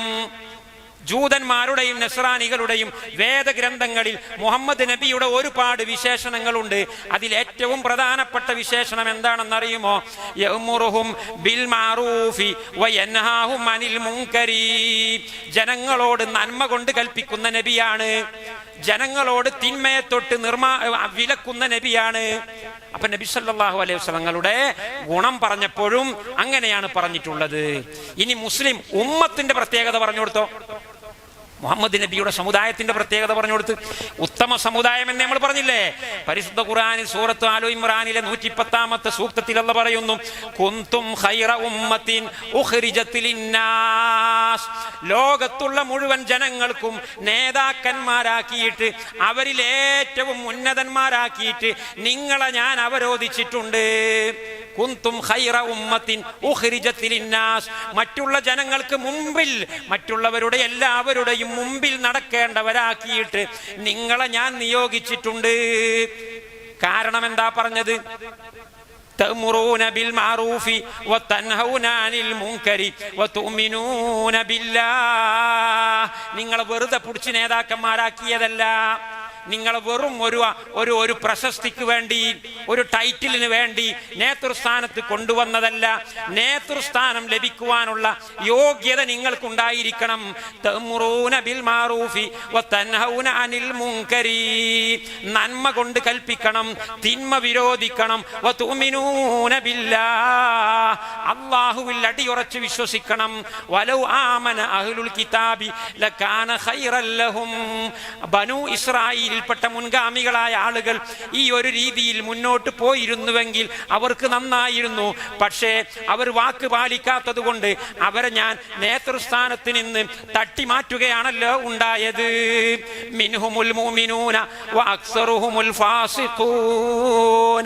അവരിൽ കുറച്ച് വിശ്വാസികളുണ്ട്, ബാക്കിയുള്ള അധിക പേരും ധിക്കാരികളും തമ്മാടികളുമാണ്. സുബ്ഹാനല്ലാഹ്. അപ്പൊ അല്ലാഹു തആല ഈ സമുദായത്തെ പ്രശംസിച്ചപ്പോഴും അവരെ പ്രശംസിക്കുവാനുള്ള കാരണം പറഞ്ഞത് തഅ്മുറൂന ബിൽ മഅറൂഫി വതൻഹൗന അനിൽ മുൻകർ. ചില ആളുകളുണ്ട്, നമ്മളിപ്പോ നല്ലത് കൊണ്ട് കൽപ്പിക്കുക, ചീത്ത കൊണ്ട് വിരോധിക്കുക, അതുകൊണ്ട് പോലെ കാര്യം ഉണ്ടാവുമോ? നമ്മൾ എത്ര കാലായി പറയുന്നത്, ആരെങ്കിലും അനുസരിക്കുന്നുണ്ടോ? അങ്ങനെ ചിന്തിക്കാൻ പാടില്ല സഹോദരന്മാരെ. നമ്മൾ കൽപ്പിച്ചുകൊണ്ടിരിക്കുക, നമ്മൾ പറഞ്ഞുകൊണ്ടിരിക്കുക. ഞാൻ പറയട്ടെ ഒരു ചെറിയൊരു ഉദാഹരണം. ഒരു കടയിൽ, നിങ്ങളൊരു കടയിൽ കയറി, ആ കടയിൽ ഒരാള് സിഗരറ്റ് കച്ചവടം നടത്തുന്നുണ്ട്. അദ്ദേഹം സിഗരറ്റ് പല സാധനങ്ങൾ വിൽക്കുന്നുണ്ട്, കൂട്ടത്തിൽ സിഗരറ്റ് വിൽക്കുന്നുണ്ട്. സിഗരറ്റ് വലി പാടില്ലാത്ത സംഗതിയാണ്, ആരോഗ്യത്തിന് ഹാനികരമായ സംഗതിയാണ് എന്ന് അതിന്റെ ആളുകൾ തന്നെ സാക്ഷ്യപ്പെടുത്തിയിട്ടുള്ളതാണ്. അപ്പോ സിഗരറ്റ് വിൽപ്പന നടത്തുന്ന ഒരു മുസ്ലിമായ കച്ചവടക്കാരൻ, അവരെ കാണുമ്പോൾ നമ്മൾ അദ്ദേഹത്തോട് പറയണം, നീ എന്തിനായി സിഗരറ്റ് ഇവിടെ കൊണ്ടുവന്ന് വിൽക്കുന്നത്? നല്ല നല്ല സാധനങ്ങൾ എത്ര വിൽക്കാനുണ്ട്. അത് പറയുമ്പോ ഓനത് അത്ര സ്വീകരിച്ചോളണമെന്നില്ല. അതിലിപ്പോ എന്താ, അത് ഹറാമാന്ന് ആരെ പറഞ്ഞത്? അത് കുറച്ചാൾക്കാർ പറഞ്ഞിട്ടല്ലേ ഉള്ളൂ. അതിങ്ങനെ അതുകൊണ്ട് അത്ര വലിയ അപകടമൊന്നുമില്ലല്ലോ. ഓൻ അങ്ങനെ വിട്ടു. രണ്ടാമത് പിറ്റത്തെ ദിവസം വേറെ ഒരാൾ വന്നു, നിങ്ങളെ പോലെയുള്ള ഒരാൾ. അവിടെ വന്നിട്ട്, സഹോദര സിഗരറ്റോ? എന്തിനാണ് വെറുതെ കടയിൽ സിഗരറ്റ് കൊണ്ടുപോയി വെച്ചത്? അത് വേണ്ട, നല്ല സാധനങ്ങൾ ഇഷ്ടം പോലെ വിൽക്കാനില്ലേ? രണ്ടാമത്തെ. അപ്പൊ അവന് ഒന്ന് ഡൗൺ ആയി. ഇപ്പൊ രണ്ടാമത്തെ ആളും ഒന്ന് സിഗരറ്റ് വേണ്ടെന്നുള്ള പറഞ്ഞത്. മൂന്നാമത്തെ ദിവസം വേറൊരാൾ വന്നു, നിങ്ങളെ പോലെയുള്ള ഒരു നല്ല മനുഷ്യൻ. അയാൾ പറഞ്ഞു, കാക്ക, ഇവിടെ സിഗരറ്റ് കച്ചവടം നല്ലതല്ലല്ലോ. നമ്മളെ നാട്ടിലെ ആളുകളൊക്കെ വീടി വലിയും സിഗരറ്റ് വലിയായാൽ ഒക്കെ ക്യാൻസറും കരൾ രോഗവും ഒക്കെ ആയിട്ട് മരിച്ചു പോകില്ലേ, അത് ഒഴിവാക്കണം. മൂന്നാമത്തെ ആളും പറഞ്ഞു, അദ്ദേഹം ഒഴിവാക്കാൻ തീരുമാനിച്ചിട്ടില്ല, പക്ഷെ അദ്ദേഹത്തിന്റെ വോൾട്ടേജ് കുറഞ്ഞു. വേറെ ഒരു സിഗരറ്റ് കമ്പനിയിൽ നിന്ന് സിഗരറ്റ് ഇറക്കാൻ വരുന്നു നാലാമത്തെ ദിവസം. അല്ല, നിങ്ങൾ മറ്റേ മാർലബോറോന്റെ മാത്രം സിഗരറ്റ് വിൽക്കുള്ളൂ, ഞങ്ങളെ സിഗരറ്റും കൂടി വിറ്റോളി. അപ്പൊ അദ്ദേഹത്തിന്റെ മനം മാറി. ഞാനിപ്പോ ഒരു സിഗരറ്റ് വെട്ടി ഇവിടെ വെച്ചിട്ട് തന്നെ ആൾക്കാർ പറയൽ തുടങ്ങി, ഇപ്പൊ നിങ്ങളെ സിഗരറ്റ് വേണ്ട, ഒന്ന് മതി. ഉണ്ടെങ്കിൽ അപ്പൊ മുൻകറിന്റെ ഡോസ് കുറയുന്നു. ഈ മൂന്ന് പേര് ഇവിടെ സംസാരിച്ചിട്ടില്ലായിരുന്നുവെങ്കിൽ അവൻ വീണ്ടും സിഗരറ്റ് വെട്ടിവെക്കും, വീണ്ടും വെക്കും. നിങ്ങൾ സംസാരിച്ചപ്പോൾ അതിന്റെ ഡോസ് കുറഞ്ഞു. നാലാമത് വീണ്ടും ഒരാൾ വരുന്നു. ചുരുക്കി പറഞ്ഞാൽ കുറെ ആളുകൾ ഇങ്ങനെ വീണ്ടും വീണ്ടും വീണ്ടും പറയുമ്പോ അവസാനം അവൻ സിഗരറ്റ് കച്ചവടം വേണ്ട എന്ന് വെക്കും. ആര് പറഞ്ഞപ്പോഴാണ് ഇതിന് സ്വീകാര്യത കിട്ടിയത്? അത് ഞമ്മക്കറിയില്ല. ഒന്നാമൻ പറഞ്ഞത് കൊണ്ടാണോ, രണ്ടാമൻ പറഞ്ഞത് കൊണ്ടാണോ, മൂന്നാമൻ പറഞ്ഞത് കൊണ്ടാണോ അറിയില്ല. ഏതെങ്കിലും ഒരാൾ പറഞ്ഞത് കൊണ്ടാണോ കൃത്യമായി അറിയില്ല. എല്ലാവരും കൂടെ പറയാൻ തുടങ്ങി. അപ്പൊ അതിനൊരു വാല്യൂ ഉണ്ടായി. സഹോദരന്മാരെ, അവിടെ അങ്ങനെ ഒരു ഖുറാഫാത്ത് നടക്കുന്നില്ലേ, ശിർക്ക് നടക്കുന്നില്ലേ, ബിദ്അത്ത് നടക്കുന്നില്ലേ? ഞാൻ പറഞ്ഞിട്ട് ഇപ്പൊ എന്താ കാര്യം? ഇന്നെപ്പറ്റി മുജാഹിദ് എന്ന് പറയും, ജമാഅത്ത് എന്ന് പറയും, തബ്ലീഗുകാരൻ എന്ന് പറയും, അല്ലെങ്കിൽ വഹാബി എന്ന് പറയും. അതുകൊണ്ട് മിണ്ടണ്ട, പാടില്ല, പറയണം. നിങ്ങൾ പറഞ്ഞാൽ അതിന്റെ ഫലം നിങ്ങൾ കണ്ടുകൊള്ളണമെന്നില്ല. നിങ്ങളെ ശേഷം രണ്ടാമതൊരാൾ പോയി പറയണം, മൂന്നാമത് വേറെ ഒരു സഹോദരൻ പറയണം, നാലാമത് വേറെ ഒരു സുന്നി ദായിയായ ആൾ പോയി പറയണം. അങ്ങനെ ഓരോരുത്തരും പറയണം. അങ്ങനെ കുറെ ആളുകൾ പറയുമ്പോൾ അതിന്റെ ഡോസ് കുറയും. അപ്പോ നന്മ കൊണ്ട് കൽപ്പിച്ചാൽ ഫലമില്ലെന്ന് പറയുന്നത് ശരിയല്ല. നന്മ കൊണ്ട് കൽപ്പിക്കുമ്പോൾ അതിന്റെ ഫലമുണ്ടാകും. അത് കൽപ്പിക്കുന്നത് പോലെ ഒരാൾ ഒറ്റക്ക് കൽപ്പിക്കുമ്പോഴാണ് ഈ പ്രശ്നം വരുന്നത്. ഈ നാട്ടിലൊരു തിന്മ വരുമ്പോ ഞാൻ മാത്രമേ പറയാനുള്ളൂ, ശരിയാണ്, അപ്പൊ അതിന് വോൾട്ടേജ് ഉണ്ടാവുകയില്ല. പക്ഷെ ഞാൻ പറഞ്ഞു, പിന്നെ അദ്ദേഹം പറഞ്ഞു, പിന്നെ അദ്ദേഹം പറഞ്ഞു. അങ്ങനെ ഓരോ ദിവസവും കഴിയും തോറും ഓരോരുത്തർ വന്ന് ഇങ്ങനെ പറയുമ്പോ സ്വാഭാവികമായിട്ടും ഒട്ടുമിക്ക ആളുകൾക്കും അതിന് സ്വീകാര്യത കൽപ്പിക്കും. അപ്പൊ അംറും ബിൽ മഅറൂഫിന് വലിയ സ്വാധീനം ഉണ്ട്. ഇല്ല എന്ന് പറഞ്ഞാൽ ശരിയാവുകയില്ല. എന്നാൽ അംറും ബിൽ മഅറൂഫ് കൊണ്ട് നമ്മൾ പ്രവർത്തിക്കാതിരുന്നാൽ, തിന്മ കൊണ്ട് നമ്മൾ വിരോധിക്കാതിരുന്നാൽ വലിയ അപകടമുണ്ടാകും. അള്ളാഹു അത്തരക്കാരായ ആളുകൾക്ക് വലിയ ശിക്ഷ നൽകുന്നുണ്ട്. വല്ലദീ നഫ്സീ ബിയദിഹി ലതഅ്മുറുന്ന ബിൽ മഅറൂഫി വലതൻഹവുന്ന അനിൽ മുൻകരി ഔ ലയൂശികന്നല്ലാഹു അൻ യബ്അസ അലൈക്കും ഇഖാബൻ മിൻഹു സുമ്മ തദ്ഊനഹു ഫലാ യുസ്തജാബു ലക്കും. നിങ്ങൾ ഒന്നുകിൽ നന്മ കൊണ്ട് കൽപ്പിക്കുകയും തിന്മ വിരോധിക്കുകയും ചെയ്യുക, അല്ലെങ്കിൽ അള്ളാഹു നിങ്ങളുടെ മേലിൽ ശിക്ഷ അവതരിപ്പിക്കും. രണ്ടാലൊന്ന്. ഒന്നുകിൽ നന്മ കൊണ്ട് കൽപ്പിക്കുക, അല്ലെങ്കിൽ അള്ളാഹുവിന്റെ ശിക്ഷ അവതരിപ്പിക്കും. അള്ളാഹു അത് നിങ്ങൾ കാത്തിരിക്കേണ്ടി വരും. അങ്ങനെ ശിക്ഷ അവതരിപ്പിക്കുമ്പോൾ നിങ്ങൾ പ്രാർത്ഥിക്കും. പടച്ചോനെ ഗതികേടായി പോയല്ലോ, ബുദ്ധിമുട്ടായി പോയല്ലോ, രക്ഷപ്പെടുത്തി തരണം. പ്രാർത്ഥന അള്ളാഹു സ്വീകരിക്കുകയില്ല. അങ്ങനെയാണ് ഇപ്പം നമ്മളെ പരിപാടി മുഴുവൻ. നമ്മൾ ദ്വാരക്കുക. നമ്മളെ നാട്ടിലൊക്കെ ആളുകൾ കുടിയന്മാരും അതുപോലെ മയക്കുമരുന്ന് ഉപയോഗിക്കുന്നവരും ആക്രമിക്കുന്നവരും നുണ പറയുന്നവരും ശിർക്കും ബിദ്അത്തും ചെയ്യുന്നവരും ഒരു നിർവാഹമില്ല. അതുകൊണ്ട് നമ്മൾ പ്രാർത്ഥിക്കുക, നിങ്ങൾ പ്രാർത്ഥിക്കൂ. അള്ളാഹുവിന്റെ റസൂൽ പറയുന്നു, ലാ യുസ്തജാബു ലക്കും, നിങ്ങൾ ദുആ എന്നിട്ട് കാര്യമില്ല, നിങ്ങളെ ദുആ അല്ലാഹു സ്വീകരിക്കൂല. എന്തുകൊണ്ടാണെന്നറിയാം? നിങ്ങൾ ചില ആൾക്കാർക്കുണ്ട് ഒരു തട്ടിപ്പിന്റെ പരിപാടി. എന്തെങ്കിലും തോന്നിവാസമൊക്കെ ചെയ്തിട്ട് ആണ്ട് ദ്വാരക്കുക, നമ്മൾ ആ ശരിയായിക്കോളും.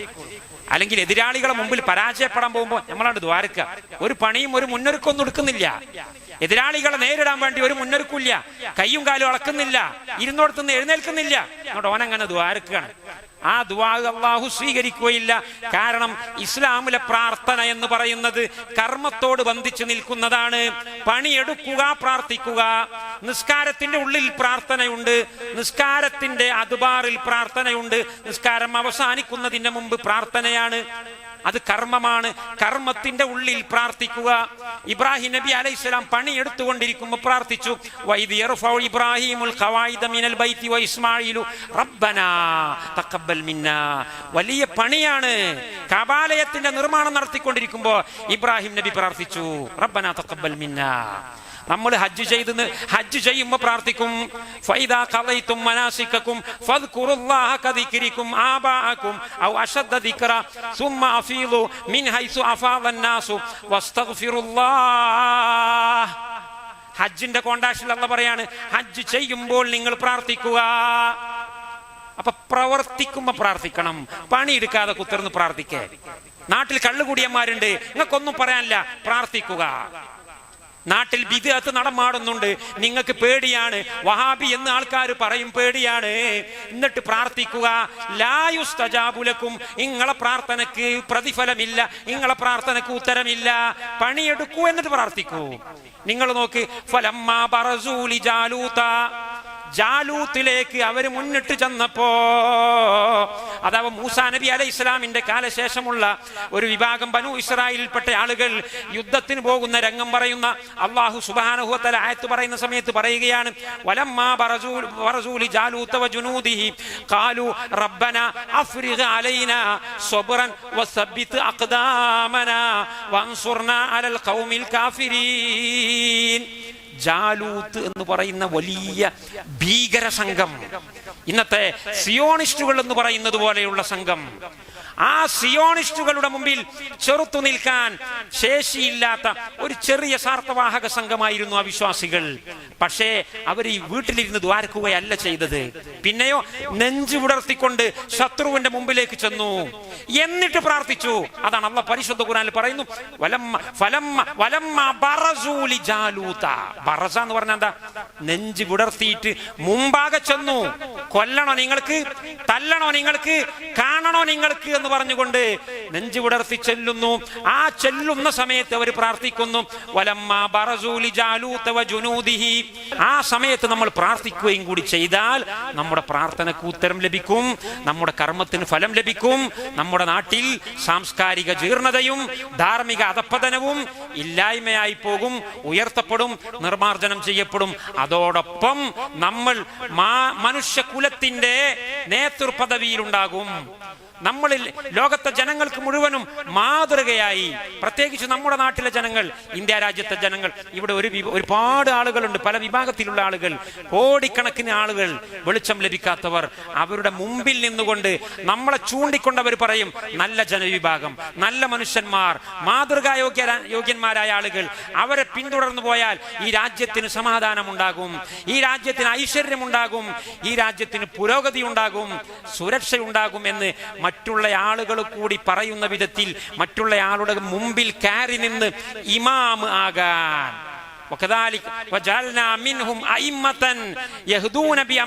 എന്ന് പറഞ്ഞതുപോലെ ഇന്നി ജായിലുക ലിന്നാസി ഇമാമൻ എന്ന് അല്ലാഹു പറഞ്ഞതുപോലെ മാനുഷകുലത്തിന് മുഴുവനും ഇമാമായിട്ട് നിൽക്കേണ്ടവനാണ് ഈ സദസ്സിലിരിക്കുന്ന ഓരോരുത്തരും എന്ന ബോധ്യമുണ്ടായിരിക്കണം. ആ ഇമാമത്തിന്റെ ഗ്രേഡിലേക്ക് നമ്മൾ വരണമെങ്കിലുള്ള ഏറ്റവും അടിസ്ഥാനമായിട്ടുള്ള ഉപാധിയാണ് നന്മ കൽപ്പിക്കുകയും തിന്മ വിരോധിക്കുകയും. നന്മ കൽപ്പിച്ചാൽ യാതൊരു ഫലവുമില്ല എന്ന മിഥ്യാധാരണ നിങ്ങൾ ഉപേക്ഷിക്കണം. നിങ്ങൾ കൽപ്പിക്കുമ്പോൾ ഫലമില്ലെങ്കിൽ നിങ്ങളുടെ ശേഷം വരുന്ന രണ്ടാമൻ കൽപ്പിക്കുമ്പോൾ ഫലമുണ്ടാകും. രണ്ടാമന്റെ കൽപ്പനക്ക് ഫലമില്ലെങ്കിൽ മൂന്നാമന്റെ കൽപ്പനക്ക് ഫലമുണ്ടാകും. അതുമില്ലെങ്കിൽ 100 കൊല്ലം കഴിഞ്ഞിട്ട് ഒരാൾ വന്ന് കൽപ്പിക്കുമ്പോൾ ഫലമുണ്ടാകും. ആ 100ാമന്റെ ഫലത്തിന്റെയും കൂടി കാരണം ഒന്നാമനായ മരിച്ച് മണ്ണിനടിയിലായി പോയ നിങ്ങളായിരിക്കും. അതുകൊണ്ട് അംറും ബിൽ മഅറൂഫിന് ഫായിദയില്ല, ഫലമില്ല എന്ന മിഥ്യാധാരണ നമ്മൾ മാറ്റിവെക്കണം. എന്നിട്ട് കർമ്മരംഗത്ത് നമ്മൾ ഇറങ്ങണം. നമ്മുടെ നാട്ടിൽ ഒരുപാട് ജീർണതകളുണ്ട് സഹോദരന്മാരെ. ഞാൻ ആ വിഷയത്തിലേക്ക് ഒന്നും വരികയല്ല. മറ്റൊരു സമയം ലഭിക്കുകയാണെങ്കിൽ നമുക്ക് അതെല്ലാം പറയാം. അള്ളാഹുവിനെ കുറിച്ച് അറിയാത്തവർ, അള്ളാഹുവിന്റെ മഹത്വം മനസ്സിലാക്കിയിട്ടില്ലാത്തവർ, അള്ളാഹുവിന്റെ ഏകത്വത്തെ കുറിച്ച് ധാരണയില്ലാത്തവർ, ഷിർക്കിൽ അകപ്പെട്ടു പോയവർ, ഷിർക്കാണെന്ന് അവർക്ക് അറിയില്ല. ബിദ്അത്തിൽ അകപ്പെട്ടു പോയവർ ബിദ്അത്താണ് എന്ന് അവർക്കറിയില്ല. പലരും ബിദ്അത്തിൽ മുങ്ങിക്കുളിച്ചുകൊണ്ടിരിക്കുന്നത് അവർ ചെയ്യുന്നത് ബിദ്അത്താണ് എന്ന് അവരുടെ മുഖത്ത് നോക്കി പറയേണ്ടവർ പറയാത്തത് കൊണ്ടാണ്. പറയേണ്ടവർ പറയേണ്ട രീതിയിൽ നിങ്ങൾ ഈ ചെയ്യുന്നത് ബിദ്അത്താണ് എന്ന് അവരോട് പറഞ്ഞിരുന്നെങ്കിൽ അവരിൽ 1% ആളുകളെങ്കിലും ഇന്നല്ലെങ്കിൽ നാളെയെങ്കിലും അവർക്ക് മാറ്റമുണ്ടാകാൻ സാധ്യതയുണ്ടായിരുന്നു. പക്ഷേ ഈ ഒരു കടമയിൽ വീഴ്ച വരുത്തി എന്നത് തന്നെയാണ് ഫലം ഇല്ലാതായി പോയതിന്റെ അടിസ്ഥാന കാരണം. അതുകൊണ്ട് അത്തരം ഒരു കാരണത്തിലേക്ക് ഇനി നമ്മൾ കൂടി കൂപ്പുകുത്താൻ പാടില്ല എന്ന് എൻ്റെ സ്വന്തം നഫ്സിനെയും എൻ്റെ സംസാരം കേൾക്കുന്നവരെയും ഉണർത്തിക്കൊണ്ട് ഈ ചെറിയ സംസാരം ഞാൻ ഇവിടെ ഉപസംഹരിക്കുകയാണ്. അല്ലാഹു സുബ്ഹാനഹു വ തആല നമ്മൾ ഈ പറഞ്ഞതിനെയും കേട്ടതിനെയും എല്ലാം ഒരു സ്വാലിഹായ അമലായി നമ്മിൽ നിന്ന് സ്വീകരിക്കുമാറാകട്ടെ. നമ്മുടെ മാതാപിതാക്കൾ, സഹോദര സഹോദരിമാര്, ഭാര്യ സന്താനങ്ങൾ, ഗുരുനാഥന്മാര്, ശിഷ്യന്മാര്, സഹോദരന്മാര് എല്ലാവരുടെയും എല്ലാ ചെറുതും വലുതുമായ ദോഷങ്ങൾ അല്ലാഹു തആല പുറത്തു തരുമാറാകട്ടെ. നമ്മുടെയും അവരുടെയും ഇരുലോക വിജയം അല്ലാഹു സുബ്ഹാനഹു വ തആല നമുക്ക് ഉറപ്പിച്ചു തരുമാറാകട്ടെ. നമ്മിൽ നിന്ന് മരണപ്പെട്ടു പോയവർക്ക് അല്ലാഹു മഗ്ഫിറത്ത് നൽകുമാറാകട്ടെ. നമ്മുടെ സഹോദരന്മാർ സമരം ചെയ്തുകൊണ്ടിരിക്കുന്ന, വളരെ കഠിനമായ പ്രയാസങ്ങൾ സഹിച്ചുകൊണ്ടിരിക്കുന്ന ഫലസ്തീനിലെ യുദ്ധഭൂമിയിൽ, ഗസയിലും പരിസര പ്രദേശങ്ങളിലുമുള്ള പാവപ്പെട്ട നമ്മുടെ സഹോദര സഹോദരിമാർക്ക് അല്ലാഹു റബ്ബുൽ ഇസ്സത്തി വൽ ജലാൽ അവന്റെ മഹത്തായ അനുഗ്രഹം കൊണ്ട്, കാരുണ്യം കൊണ്ട് സഹായം ചെയ്യുമാറാകട്ടെ. ആമീൻ ബിറഹ്മതിക യാ അർഹമർ റഹീമീൻ. വആഖിറു ദഅവാന അനിൽ ഹംദുലില്ലാഹി റബ്ബിൽ ആലമീൻ. അസ്സലാമു അലൈക്കും വറഹ്മത്തുള്ളാഹി വബറകാതുഹു.